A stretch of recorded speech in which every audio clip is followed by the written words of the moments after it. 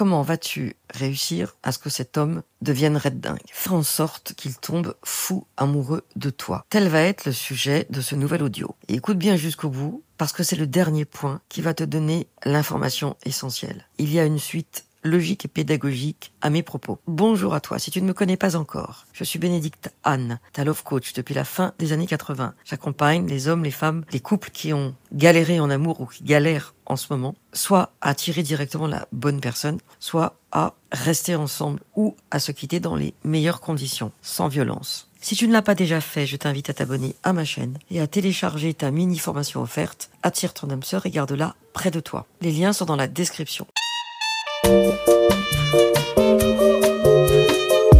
Alors, faire en sorte qu'il soit fou amoureux de toi. Si on écoute les love coachs et si on fait la synthèse de tout ce qu'on peut entendre partout, on va t'expliquer qu'il faut le faire ramper, qu'il faut être un challenge, qu'il faut qu'il s'investisse, qu'il faut qu'il y ait de l'admiration et du respect, et tout ça est très juste. C'est pas le sujet. Donc, clairement, ce que les love coachs ont parfaitement identifié, c'est que le temps est un élément essentiel. Un homme ne tombe pas amoureux de toi en 3 jours, ni non plus en 3 ans. En revanche, ce que tu peux sentir, c'est s'il est déjà en train de cracouiller ou pas. Et plus tu as passé de temps avec lui, plus il va te connaître, plus il a de chances de tomber amoureux de toi, de te courtiser, de te courir après, comme on voit partout, de voir à quel point tu es une femme mystérieuse et attachante. Et bien sûr, l'éternel élément qui est celui du respect et de l'admiration. Donc le respect, c'est ne pas t'appeler à 2h du matin pour débarquer chez toi, c'est ne pas avoir oublié sa carte bleue lors du premier verre, c'est ne pas donner rendez-vous en bas de chez lui, c'est ne pas te faire trop de compliments lourdingues, ne pas te comparer, ne pas jouer les passifs agressifs avec des réflexions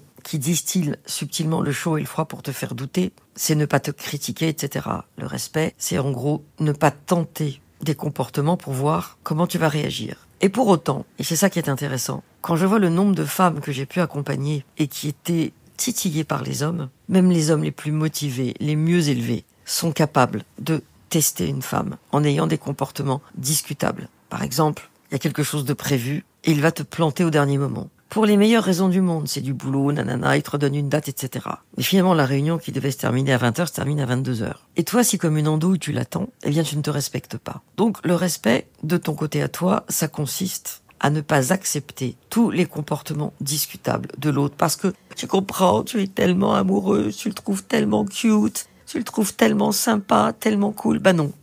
Donc de toute façon, dis-toi bien une chose, c'est que cet homme-là va forcément avoir des comportements discutables. Après, il y a la notion d'admiration, qui est très importante. Toi, bien sûr, tu l'admires déjà, puisque tu es quasiment sous le charme, séduite. Pas encore comblée, mais tu as décidé que ce serait lui. On se demande sur quels critères d'ailleurs. Mais lui, il doit t'admirer. Qu'est-ce que ça veut dire, admirer quelqu'un? Ça veut dire, waouh, elle fait un truc que j'ai déjà fait et qui est très difficile à faire, donc respect. C'est aussi, waouh, elle fait un truc que j'aurais adoré faire, mais que je n'ai jamais eu les coronesses de faire. C'est pas juste, elle chante bien, elle court vite, elle est très belle. Non. L'admiration, c'est quelque chose que tu as en toi. Parfois, tu n'en es même pas consciente. C'est ce truc qui va faire que l'autre se dit, ah ouais, quand même. Mais ça peut être un truc tout con. Par exemple, une référence commune que tu lui balances et il se dit, jamais une nana avait balancé cette référence-là. L'admiration, c'est un concept très subtil, que l'on peut difficilement décrire dans la mesure où ce qui va le mettre en admiration devant toi n'est pas forcément quelque chose que tu maîtrises. Ça peut être des traits de ta personnalité qui vont le surprendre. Mais si tu commences à vouloir le surprendre délibérément parce que tu as lu des trucs sur le dark féminin, tu risques de te planter. Finalement, le mode d'emploi, il est très subjectif et aléatoire. Et j'ai même envie de dire irrationnel. Malgré cela, le fameux effet waouh, tu vas pouvoir te rendre compte parce qu'il va te le dire. Il va marquer le coup. Jamais j'ai entendu ça ou ah je kiffe quand tu me dis ça, etc.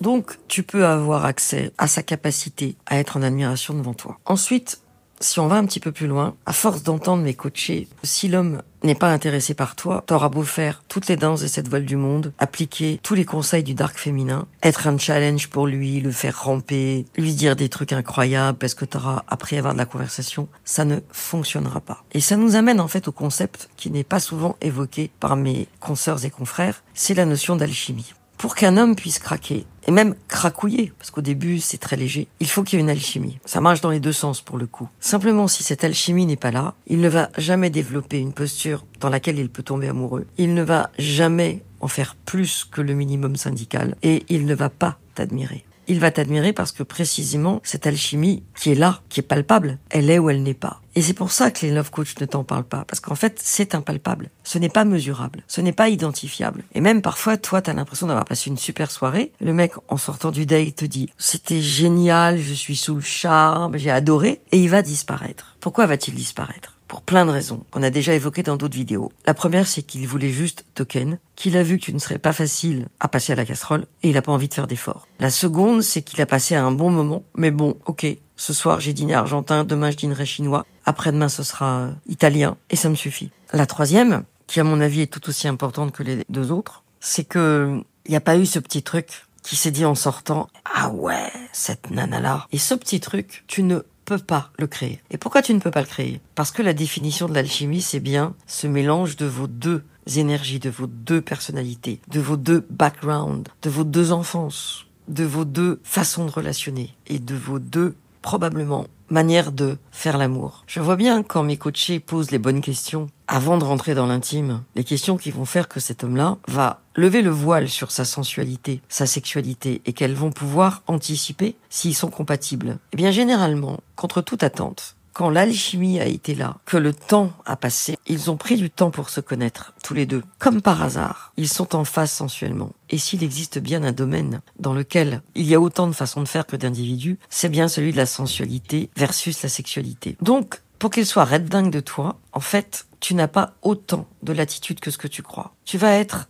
amené à accepter que ce mec avec lequel t'as passé une soirée de malade, je parle même pas d'un baiser potentiel, hein. Je parle juste de la soirée, premier date, on fait connaissance, il ne se passe rien. Eh bien, ce mec-là, quand il est rentré chez lui, il t'a peut-être écrit un petit mot pour te remercier d'être venu, de ta charmante compagnie, ou pas. Le petit mot, il peut arriver dans les 2 jours, hein, c'est pas ça le sujet. Il peut te l'avoir écrit et disparaître, et il peut aussi ne jamais t'écrire. Parce que tout simplement, il y a un petit détail chez toi, un élément physique, une réponse à une question, le fait que tu ne rentres pas dans un de ses fantasmes, qui a fait que pour des raisons qui lui appartiennent et dont tu n'as rien à faire, cet homme-là n'est pas motivé pour te revoir. Alors il va pas te dire « Tu ne m'intéresses pas assez pour que je te propose autre chose qu'une partie de jambes en l'air. Écoute, intellectuellement, on n'est pas vraiment en phase. Je n'ai pas aimé ton pif, ou je n'ai pas aimé ton odeur, ou je n'ai pas aimé tes ongles rongés, ou t'es hyper mimi mais j'ai rien senti. » Il ne va rien te dire. Alors pour qu'un homme soit profondément amoureux de toi, je vais te donner l'élément essentiel. C'est que tu dois accepter que cet homme-là, pour des raisons aussi diverses que variées, ne se projette pas avec toi. Et au lieu d'en crever, d'en parler à tes copines, d'essayer de trouver des subterfuges pour le pécho, lâche l'affaire. Mais c'est pas lâche l'affaire, il n'est pas intéressé comme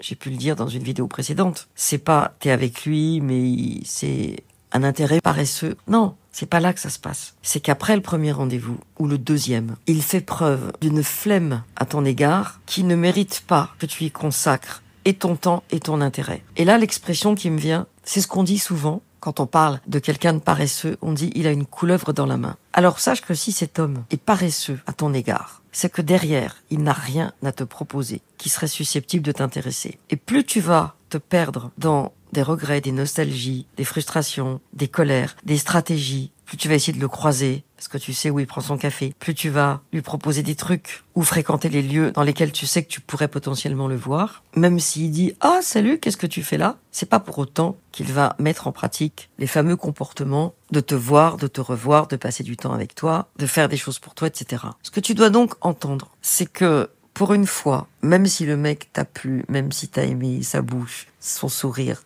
ses yeux, ses mains, ses neurones, son humour, et surtout, si tu as aimé tout ça, ce que tu dois vraiment accepter, c'est que ça n'a rien à voir avec toi, ou peut-être ça a à voir avec toi, et qu'on s'en fout, parce que cet homme-là, tu vas te dire à son propos « next ». D'habitude, tu les next parce qu'ils ont des mauvais comportements. Ils mettent trop de temps à réagir, à proposer un rendez-vous, qu'ils finissent par proposer. Ils font des blagues débiles. Mais là, tu vas le nexter parce que cet homme-là n'a pas envoyé sur son site internet subliminal le message qu'il te kiffe potentiellement, au point de bouger ses fesses pour te revoir. Et on arrive évidemment à cette conclusion à la fois tragique et magnifique, c'est que quand un homme veut, il bouge ses fesses. Et il les bouge bien. Je vais pas dire qu'il va te faire la danse de Saint-Guy ou une salsa virtuelle, mais je peux te dire une chose. J'ai accompagné des milliers de personnes, des hommes comme des femmes. J'ai vu des hommes traverser la ville ventre à terre, faire des choses qu'ils n'auraient jamais pensé faire. J'ai vu des hommes se faire maltraiter par des cruellas dont ils étaient red dingues. Et j'ai vu ces mêmes hommes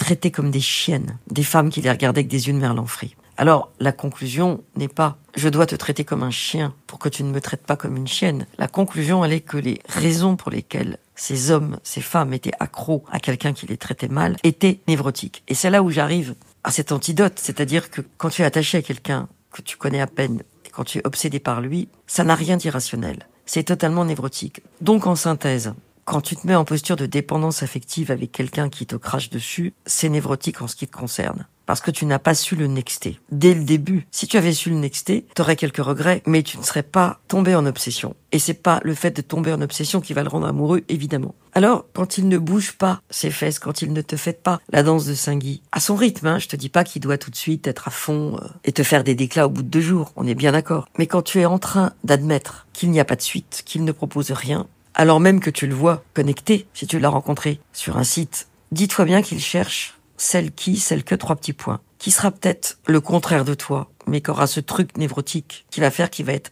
irrémédiablement très dingue. Alors quelle est la seule façon pour toi de t'en sortir? C'est d'avoir plusieurs œufs dans ton panier. J'ai déjà dit dans une vidéo, ne mets pas tous tes œufs dans le même panier. Si tu rencontres quelqu'un qui te plaît et qui ne donne pas suite, c'est pas un moment facile, pour personne. Ça fait suer, mais t'as pas le choix. Et la bonne nouvelle, quand même, pour finir, c'est que une fois que tu auras cessé de lui donner de l'énergie virtuelle, j'en ai déjà parlé dans plusieurs vidéos, eh bien, tu laisses la porte ouverte pour la bonne personne. Celle que tu n'aurais pas vue si tu étais resté sur tes regrets. Alors, est-ce que tu arrives à lâcher l'affaire rapidement quand tu vois que l'autre n'est pas suffisamment intéressé pour se projeter avec toi? Comment est-ce que tu fais dans ces cas-là? Est-ce que tu as déjà perdu des mois à t'accrocher à quelqu'un qui n'avait jamais eu aucune intention à ton égard, et ni même des attentions? Dis-le-moi dans les commentaires, je serai ravie de te répondre. Merci d'avoir écouté cet audio jusqu'au bout, merci de le liker s'il t'a plu, de le partager si tu penses qu'il peut aider des personnes de ton entourage, et à très vite pour une nouvelle vidéo ou un nouvel audio.